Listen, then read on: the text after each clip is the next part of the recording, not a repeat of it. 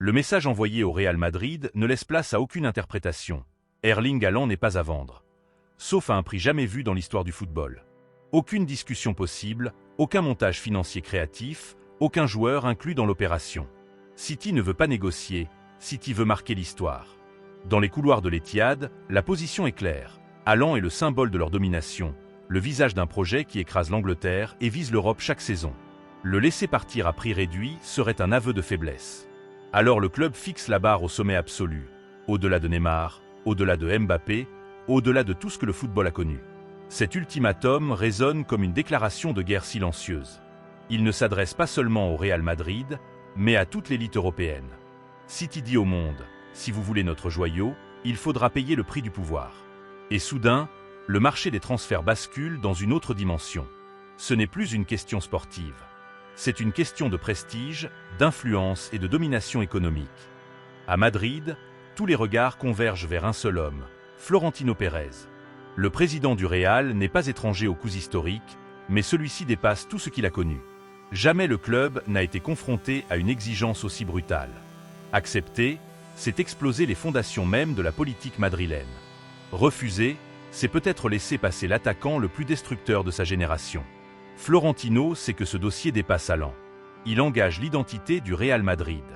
Le club des Galacticos, oui, mais aussi celui de la maîtrise financière, de l'anticipation, de la patience. Céder à l'ultimatum de City reviendrait à reconnaître que le football a changé de maître. Dans les bureaux du Bernabéu, chaque scénario est analysé. L'impact économique, l'image du club, le message envoyé aux futurs talents. Payer ce prix, c'est dire au monde que le Real peut tout se permettre. Ne pas payer, c'est affirmer qu'aucun joueur n'est au-dessus de l'institution.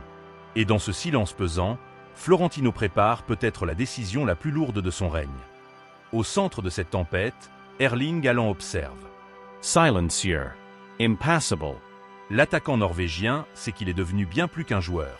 Il est une arme stratégique, un symbole de puissance, un levier politique entre géants. Son nom seul suffit à faire trembler les marchés et affoler les supporters.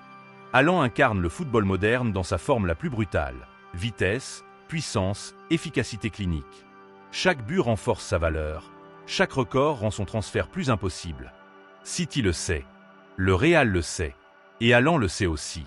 Le Bernabéu l'attire, son histoire le fascine, mais le prix exigé le transforme en prisonnier de luxe.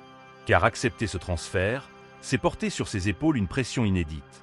Devenir le joueur le plus cher de tous les temps n'est pas un privilège, c'est un fardeau. Dans cette affaire, Haaland n'a presque plus voix au chapitre. Son avenir se décide dans des salles fermées, loin des terrains. Il attend, pendant que deux empires s'affrontent, conscient que son prochain pas pourrait redéfinir sa carrière et l'histoire du football.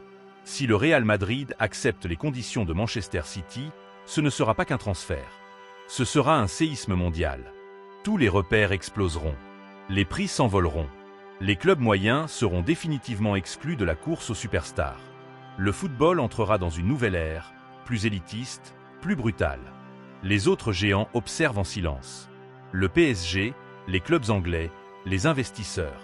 Tous attendent de voir si Florentino va craquer. Car si le record est battu une fois, il sera battu encore. Et plus rien ne pourra arrêter l'inflation. À l'inverse, un refus du Real enverrait un message tout aussi fort. L'argent a des limites, même pour les plus grands. Ce serait une claque symbolique pour City, mais aussi une tentative de freiner une machine devenue incontrôlable. Dans les deux cas, l'issue laissera des traces profondes. Ce dossier Haaland n'est pas un simple feuilleton. C'est un tournant. Un instant où le football décide ce qu'il veut devenir. Aujourd'hui, tout est suspendu. Les rumeurs se multiplient, les chiffres circulent, les spéculations explosent. Mais aucune annonce officielle.